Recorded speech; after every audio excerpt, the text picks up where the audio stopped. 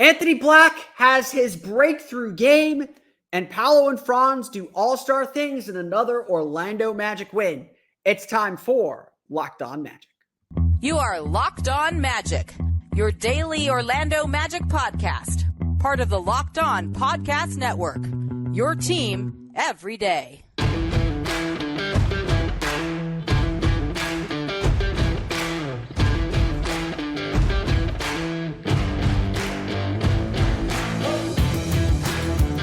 And you are indeed Locked On Magic. Today is December 27th, 2023. My name is Philip Rossman. I'm the site expert and editor over at OrlandoMagicDaily.com. Of course, follow me on Twitter at PhilipRR_OMD. On today's episode of Locked On Magic, Anthony Black has his breakthrough scoring performance, why all the hard work and all the faith finally paid off for him. Plus, Paolo, Banchero, and Franz Wagner put up two more all-star performances to deliver the Orlando Magic a big win over the Washington Wizards. We'll get to all that coming up here in just a moment. First, we want to thank you again for making Locked On Magic part of your day every day, no matter when you listen to us, whether it's first thing in the morning, whether it's right when we upload. We truly appreciate you making Locked On Magic part of your day every day. Remember, there's a great Locked On podcast covering every single team in the NBA.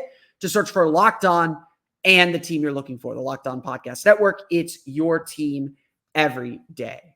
Today's episode of Locked On Magic is brought to you by Gametime. Download the Gametime app and create an account and use code LOCKEDONNBA for $20 off your first purchase. Don't forget, too, that you can check out every play of the Orlando Magic's 2023-24 season on the SiriusXM app. Check out the Orlando Magic's hometown broadcast of tonight's game against the Philadelphia 76ers on the SXM app. Search for Orlando Magic. The Orlando Magic obviously have a bit of an offense problem. You know, we're not going to pretend that they don't. And one of the things that perhaps the team is struggling with, and perhaps the team is trying to handle and trying to deal with, is having an offensive player, having a player like Anthony Black who simply is not a factor offensively. Entering Tuesday's game, his usage rate was at 13%, less than that even. He was averaging 3.5, barely 4 field goal attempts per game. This is a guy who, while very good defensively, and everyone will acknowledge and say, yes, he is extremely good on defense. This is a guy who quite simply has not made an impact yet offensively, on offense, has not found his footing or found his groove on that end of the floor. But everyone has faith in him. Perhaps that confidence or that trust in him goes up and down. It depends maybe on what the team needs, but this team has always had faith in the 6th overall pick of the draft. They've always had faith that, hey, he's going to give them a lot defensively. Jamal Mosley's repeatedly said that he gives this team something that maybe doesn't show up in a box score or doesn't show up in the box score all the time. This is a player who helps this team win in ways that are sometimes difficult to measure. No doubt about that. No hiding from that. No changing that. It can be difficult to say, okay, that's where Anthony Black's impact comes from by looking at the box score. You have to watch the games. Offensively, though, it's been a struggle. And frankly, the Magic have kind of made him a stand-in-the-corner type player, kind of keep him out of the way, because that's just what their offense calls for at the moment. Eventually, though, the ball was going to find him. Teams have gone to extreme lengths to double off of him. And at some point, Anthony Black had to make them pay. And look, AB has done incredible work. I think we all noted that his shot looked a lot better coming into the season than it did during Summer League, even though there is still a long way for him to go. And so at some point, we were going to see a game where all those pieces started to come together, where it started to look like he could be a real player. That game was Tuesday night. That game finally came, and we saw what Anthony Black as an offensive player could be. The final numbers, as I'm putting up on the screen, and if you're watching on YouTube, 23 points, 9 for 13 shooting, 4 for 6 from beyond the arc, 6 rebounds, 1 assist, 4 steals. We'll ignore the 5 turnovers for now. It was a stunning performance because, yes, the goal for the Washington Wizards was to leave Anthony Black open. They were fine with him taking the threes that he took. But at some point, Anthony Black had to make defenses pay for leaving him open. At some point, Anthony Black's just overall energy was going to translate into a scoring performance like this. And at long last, we can measure the impact that he has on this team and how he helps this team play better. Quite simply, a game like this was bound to happen. Anthony Black is far too talented of a player and far too skilled of a scorer not to have a game like this where everything comes together. He's put too much work in, and this team has shown so much faith in him to have a game like this. And now we know it's possible. Not that we're going to expect him to score 23 a game. Now we know it's possible. Now there is not just a vision of what he can become. Now he has seen it. His game is going to remain similar to games like this, where the ball is going to swing to him and the Magic are going to ask him to step in and be confident enough to shoot, confident enough to make a play, confident enough and smart enough to know when to cut, to be in open spaces when Paolo, Banchero, and Franz Wagner inevitably see their double teams. And we're going to talk about their games here in a minute. AB had to be ready. And look, Anthony Black was the first one to say after the game, look, a lot of my shots were assisted. And that's true. A lot of his shots did come off assists, and it was a product of a Magic team that had 30 assists, including 17 from Paolo and Franz. Again, we will talk about them in a minute. Black was due to have a big game like this to make a defense pay for leaving him open. And now that confidence should be over the moon. Now Black should be ready to have another big game or to be more consistent and confident offensively. It's not us calling for him to shoot 13 times every game or calling him to do anything crazy, take the ball out of Paolo and Franz's hands, but he needs to be confident enough to shoot when the ball swings to him. He needs to be confident enough to look for his own shot when the time comes. And that is part of what a game like this can do for him. Part of what a game like this does to reward the confidence and faith this team has had in their rookie player. Black's breakthrough was as much a product of the Magic's great ball movement and their ability to get everybody involved. The ball naturally found him. Black took advantage. The Magic won the game. That's really what it came down to. And look, Black has been willing to do whatever the Magic need to win. His defense has been excellent for a player of his age.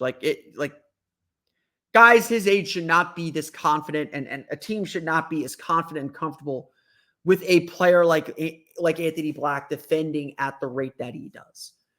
But there's a reason why he still starts. Even with all the offensive shortcomings that he appears to have, they're very comfortable with him starting. And that's not going to change anytime soon. A breakthrough like this was a long time coming. And now the Magic have seen their rookie perform the way you expect a 6th overall pick to perform, at least on the box score. He's been doing 6th overall pick stuff for a while now. And that is a step generally in the right direction. Anthony Black's strong game, again, 23 points. He had 11 of them in the first quarter. That helped set the table. But oh boy, there was some dimes being passed out and meals being served by Paolo and Franz, why they did everything for the Orlando Magic in their win over the Washington Wizards. We'll get to that coming up here in just a moment. But first, it's time for quick word by friends over at eBay Motors. Our partners at eBay Motors have teamed up with Locked On Fantasy Basketball host Josh Lloyd to bring you some of the best fantasy picks each week, all season long. Whether you're prepping for a daily draft or scouting the waiver wire, every week we're going to provide you players who are guaranteed to fit on your roster. So let's see who Josh has picked out for us on this week's eBay's Guaranteed Fit Fantasy Picks of the Week. Today we want to talk about Isaiah Hartenstein, who the Magic will see on Friday when the New York Knicks come to the Kia Center to take on the Orlando Magic. Mitchell Robinson appears out for the season for the Knicks. I believe they applied for an injury exception on him. And so Hartenstein is the clear add if he is available in your leagues, because he is going to soak up and eat up all those starter minutes, those yummy, yummy, yummy starter minutes. That's going to go to Isaiah Hartenstein. If you're looking for a Magic player to add to your list, Jalen Suggs back in the lineup on Tuesday for the Orlando Magic. Had a solid 11-point outing, shot the ball a lot, but made a couple threes. As he gets himself back into rhythm, he could be another great add for your daily fantasy lineup, as the Magic have a very busy week playing tonight against Philadelphia, and then again Friday against New York, as well as Sunday at Phoenix to open a 4-game West Coast road trip. Josh Lloyd from Locked On Fantasy Basketball is going to help you win your fantasy championship, and eBay Motors knows a championship team is about each player being a perfect fit. It's the same with your vehicle. With more than 122 million parts for your number one ride or die, you can make sure your ride stays running smoothly.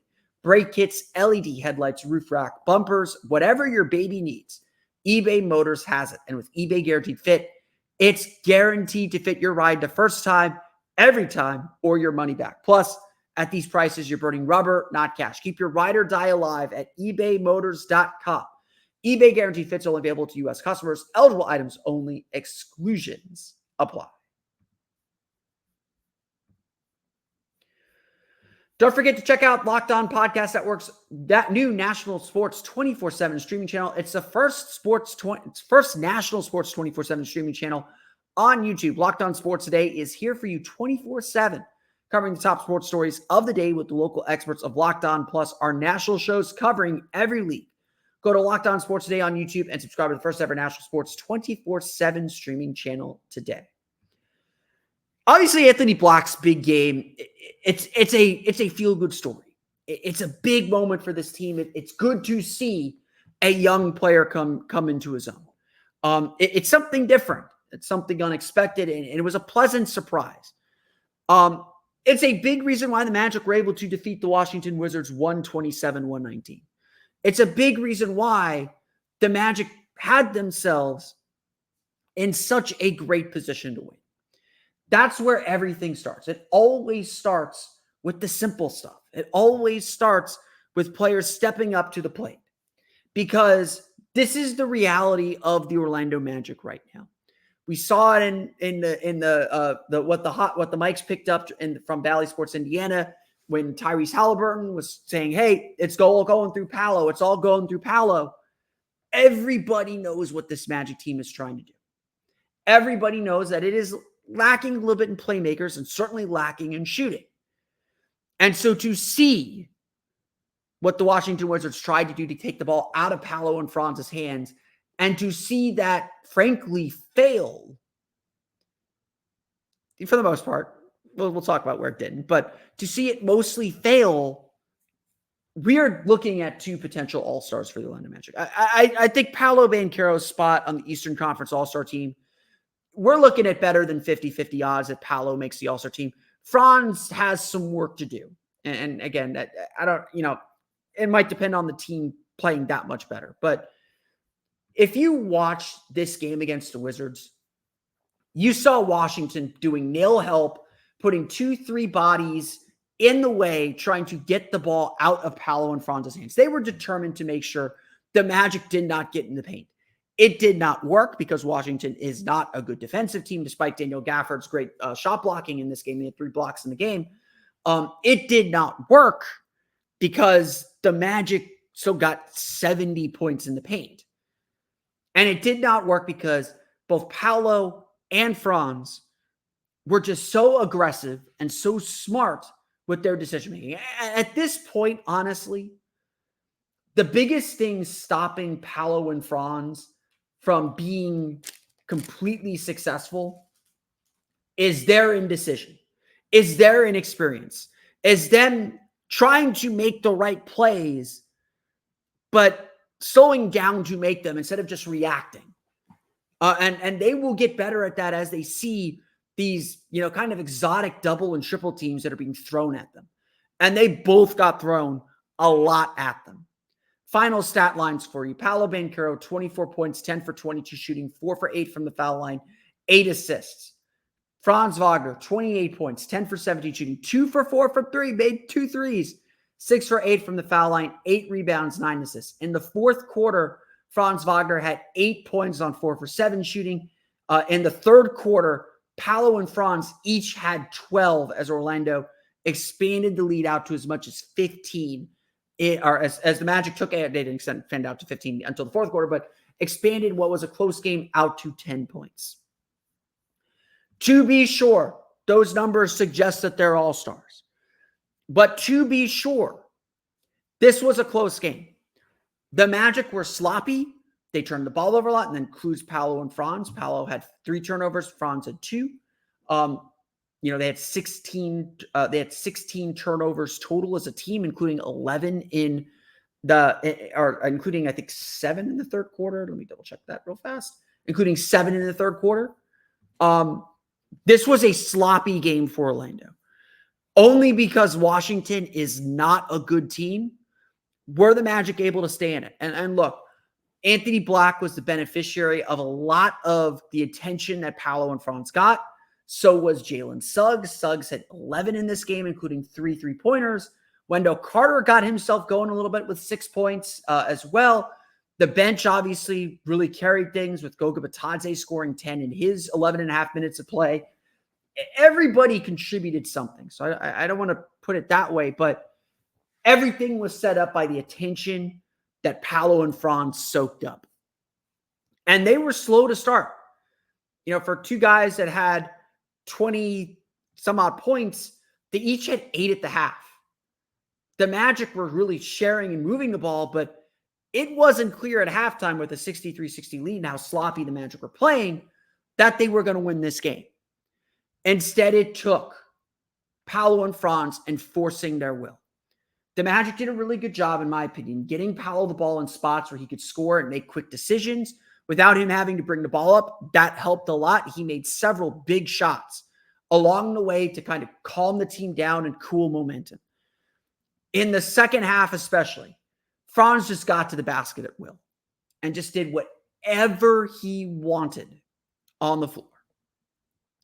And in the end, the Magic built as big as a 15-point lead because of it. These 2 players enforced their will. Now, they're still young. They still make mistakes. And that's part of why that 15-point lead got down to as little as 4. The Magic started going into a prevent offense, running a lot of ISOs, kind of killing the clock instead of running their offense. The ball movement that was so important for the rest of the game, Magic had their 5th 30-assist game of the season, kind of ended. But at the end of the day, when the Magic needed a big shot, Franz hit a big shot, hit a big layup.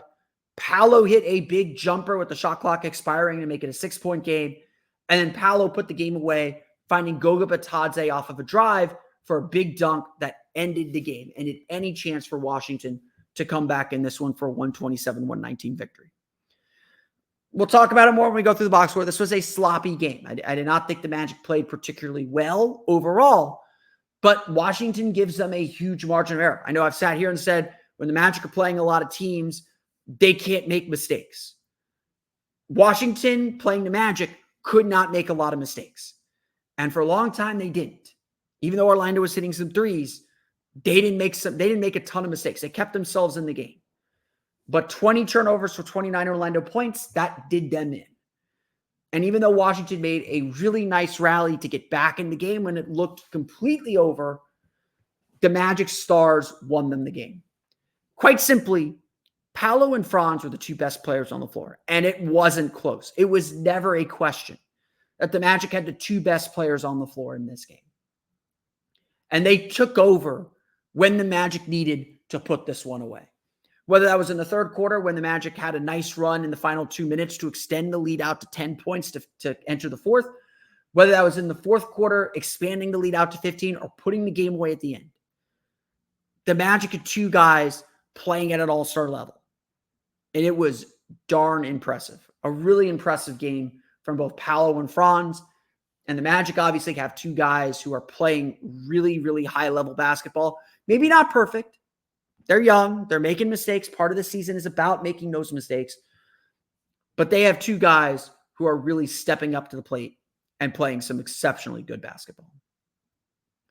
We'll talk about some of those struggles and how the Magic got away with them. We'll get to that coming up here in just a moment. But first, it's time for a quick word from our friends over at Gametime. It is a busy, busy week here in Central Florida. Tonight, obviously, the Orlando Magic take on the Philadelphia 76ers at Kia Center. Thursday is the Pop-Tarts Bowl. I am going to stuff my face full of Pop-Tarts and Pop-Tart related items. I am so excited about that. Kansas State and NC State should be a fun matchup as well, even though there will be a lot of players missing due to the transfer portal.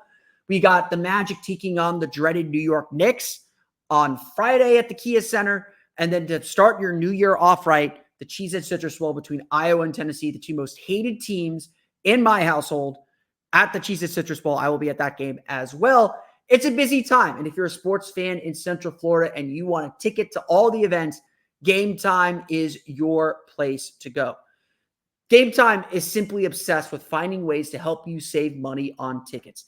They have deals on tickets right up to the start of the event. So if you decide last minute, it's 11:30, you want to get down to the Citrus Bowl, to Camping World Stadium for the Citrus Bowl, they have tickets for you even an hour after the game starts. It's the place to find last minute seats. You can also find exclusive flash deals and sponsored deals on tickets for football, basketball, baseball, concerts, comedy, theater, and more. And with zone deals, you pick the section, Gametime picks the seats for an average of 18% savings. And the Gametime guarantee means you'll always get the best price. If you find tickets in the same section and row for less, Gametime will credit you 110% of the difference. Take the guesswork out of buying tickets with Gametime. Download the Gametime app, create an account, and use code LOCKEDONNBA for $20 off your first purchase. Terms apply. Create an account and redeem code LOCKEDONNBA. That's LOCKEDONNBA for $20 off today. Download Gametime today. Last minute tickets, lowest price, guaranteed. Let's run through the rest of the box scores. The Orlando Magic defeat the Washington Wizards 127-119. Like I said, this wasn't the cleanest game. And you know, I think like we saw in the two matchups back on the home floor. I don't know if we still call it the Amway Center when it was called the Amway Center, but back at the Amway Center / Kia Center back in November, December, in the first two matchups, we saw the Magic get away with a lot. Washington is a team that lets you get away with mistakes. Their defense is not particularly sharp. You're able to get in the paint. You're able to move the ball. You're going to find holes in that defense as long as you stay aggressive and don't settle, as long as you don't try to outrun them and control the tempo of the game. You can beat this Wizards team even if you're not playing your best. And that's really how this game broke down, to be perfectly honest. That's really what happened. Orlando had long stretches where they played really, really well. That's when they took full control of the game. And then they'd go through a period where they're kind of throwing the ball around, where they're turning it over. They're trying to make the home run play. I think even Kendra Douglas on the Valley Sports Florida broadcast noted that Jamal Mosley said, hey, singles. Don't worry about making the home run play. Make this simple play. And there were a lot of instances in this game. And, Anthony Black was guilty of it with 5 turnovers. Paolo had 3 turnovers. There were a lot of instances in this game where the Magic were trying to make the right play. They were trying to make the aggressive share the ball play, but they're trying to squeeze the ball through tight windows. And it just wasn't there. And, I don't mind aggressive turnovers. If you're trying to make the right play, if you're trying to be aggressive, if you're trying to find a teammate, turnovers aren't good, but not the end of the world. You can recover from those. It's not the worst thing in the world. You just, want to limit them and understand why you're making those turnovers and learn and grow from it. Washington was very, very much trying to load up on Paolo and Franz, make sure they were seeing 2-3 bodies into paint, provide some nail help, and force some of those more difficult over-the-head passes that they could recover from. They, again, did not do a good job at this. They're not a good defensive team, Franz was still able to get downhill, especially, and get to the basket. Orlando had some stretches where they missed some shots at the rim that enabled Washington to run a little bit. This game felt a lot tighter than it probably should have, and felt like it felt like the Magic, were in control, but letting Washington hang around a little bit too much. And look, this is part of learning how to win. This is part of the process overall, is understanding how to put these games away. I started writing when the Magic built that 15-point lead in the fourth quarter. I was like, because I was like, this is a professional win. This is what good teams do. They may struggle. They may not be exactly what you want in these kind of games against, frankly, really bad team. Washington only has 5 wins. I think I can safely say they're a really bad team.